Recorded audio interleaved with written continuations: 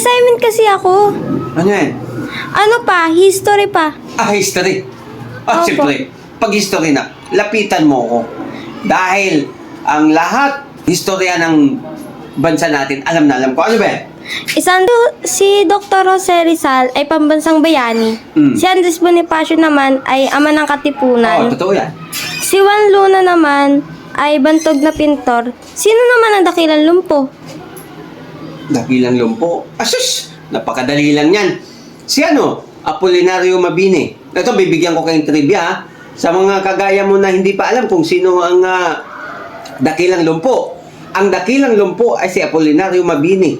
At kailan nila na laman na siya ang dakilang lumpo?